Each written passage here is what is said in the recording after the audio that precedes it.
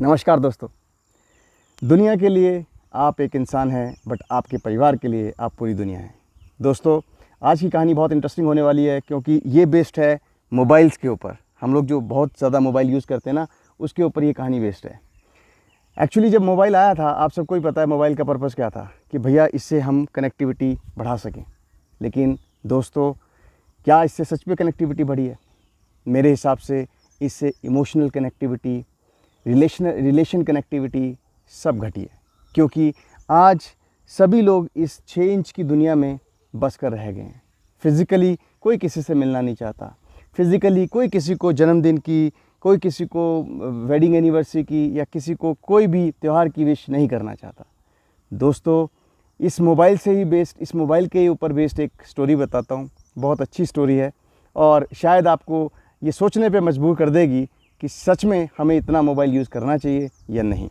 तो दोस्तों, स्टोरी ऐसे है। एक बार की बात होती है कि एक ना स्कूल होता है, उस स्कूल में बहुत सारे बच्चे पढ़ रहे होते हैं।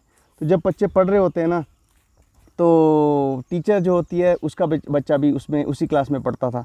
तो टीचर ना हिंदी की टीचर होती है। तो वो एक दिन क्या करती है, सभी बच्चों को बोलती है कि भैया आज जो है ना सरप्राइज़ है तुम सबके लिए, एक निबंध लिखना है आपने, ठीक है। क्योंकि वो यूजुअली सरप्राइज़ टेस्ट लेती थी, अच्छी टीचर थी, सबका सरप्राइज़ टेस्ट लेती थी ताकि सब लोग जो है ना रेगुलर पढ़ते रहें। वो उसका ऑब्जेक्टिव था। तो उसने उस दिन भी सोचा मैं सरप्राइज़ टेस्ट लेती हूँ। तो उसके दिमाग में आया कि चलो आज का टॉपिक रखते हैं आपकी इच्छा, योर विश, ठीक है। तो ये उसने ऐसे का टॉपिक रख दिया, आपकी इच्छा। अब क्या है कि सारे बच्चे जो है ना वो ऐसे लिखने लग गए और जब सारे बच्चों ने ऐसे लिख लिया तो टीचर ने वो जो है पेपर ना कलेक्ट कर लिया सब बच्चों से। अब जब वो कलेक्ट कर लिया तो बच्चे तकरीबन 40 थे। तो स्कूल में वो देखती नहीं थी ये सब चीज़ें। उसने सोचा कि चलो मैं ये ऐसे घर पे लेके जाती हूँ जैसे वो यूजुअली लेके जाती थी, और घर पे चेक कर लूँगी। तो घर पे जाती है, तो घर पे जाने के बाद जो है वो पेपर चेक कर रही होती है। तो घर पे सभी उसके फैमिली मेम्बर भी बैठे होते हैं, रात का समय होता है, सब लोग अपने ऑफिस से काम से आए होते हैं। जो दादा दादी हैं वो भी अपने मोबाइल पे लगे हुए हैं, और उसकी जो बुआ है वो भी मोबाइल पे लगी हुई है, उसका हस्बैंड भी मोबाइल पे लगा है, सब लोग मोबाइल पे लगे होते हैं। तो उतने में ना वो जो टीचर होती है वो निबंध पढ़ते पढ़ते ना थोड़ा रोने लग जाती है, आंखों से उसके आंसू आने लगते हैं। तो ये चीज़ देख के ना उसके फैमिली मेम्बर पूछते हैं भाई क्या हुआ, तू रो क्यों रही है? तो वो कहती है कि बात ही कुछ ऐसी है। तो उसका हस्बैंड बोलता है नहीं नहीं बता क्या हुआ। बोलती है कि मैंने ना आज बच्चों को निबंध लिखने को कहा था, और उसका जो टाइटल था वो था आपकी इच्छा, आपकी विश। तो एक बच्चे ने ना ये लिखा है कि मुझे मोबाइल बना दो भगवान। अब उसने ये लिखा है टाइटल के नीचे कि मुझे मोबाइल बना दो, और बाद में एक्सप्लेनेशन लिखी है कि जब मैं घर में जाता हूँ मेरी दादा दादी सब मोबाइल पे लगे होते हैं, मम्मी पापा मोबाइल पे लगे होते हैं, बुआ चाचा सब मोबाइल पे लगे होते हैं। तो क्यों ना भगवान मुझे मोबाइल बना दो ताकि मैं सबके साथ रहूं, सबके हाथों में रहूं, और सब मुझे ही देखते रहें, मैं उन्हें देखता रहूं। तो वो जो है ना परिवार वाले बड़े इमोशनल हो जाते हैं, बोलते हैं कौन है ये बच्चा, किसने लिखा है?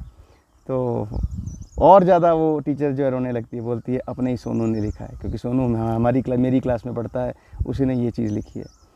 तो ये चीज़ सुन के ना सभी लोगों को एक्चुअली रियलाइज़ होता है कि देखो हम लोग ना इस चेंज के टेक्नो टूल के इतने ज़्यादा दीवाने हो चुके हैं कि हम सब कुछ भूल चुके हैं। अपने बच्चों के साथ समय बिताना, अपने बच्चों के साथ खेलना, अपने बच्चों के साथ बात करना। दोस्तों, मैं आपको एक छोटा सा सवाल पूछता हूँ, लास्ट टाइम ना आप अपने बच्चे के साथ कब खेले थे? मैं स्पेसिफिकली बात कर रहा हूँ फिज़िकल कोई गेम की। शायद बहुत लोगों को तो याद भी नहीं होगा।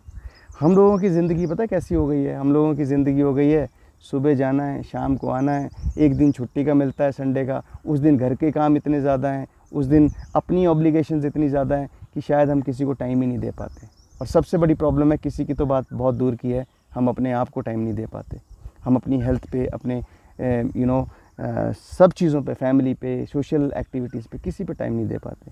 दोस्तों, इस मोबाइल की दुनिया से हमें थोड़ा बाहर निकलना चाहिए। मैं जानता हूँ कि अब डिफ़िकल्ट हो चुका है मोबाइल को अपने आप से अलग करना, लेकिन फिर भी इस मोबाइल को कम करने की बहुत ज़्यादा ज़रूरत है दोस्तों, क्योंकि ये हमें इमोशनल, फिज़िकल, फाइनेंशियल हर तरह का सेटबैक देगा अगर हम इससे इसी तरह चिपके रहे। सो मैं उम्मीद करता हूँ कि इस वीडियो को देखने के बाद आप थोड़ा समय अपने इस बिज़ी स्केड्यूल से निकाल कर अपने बच्चों को, अपने फैमिली मेम्बर को, माता पिता को, सभी को दोगे, ताकि आप एक जो लाइफ है, जो जीवन हमें मिला है, अनमोल जीवन, वो अपने आप के जो क्लोज रिलेटिव्स हैं उनके साथ बिता सको। तो आपका बहुत बहुत धन्यवाद। Please like, subscribe and forward my channel. Thank you very much.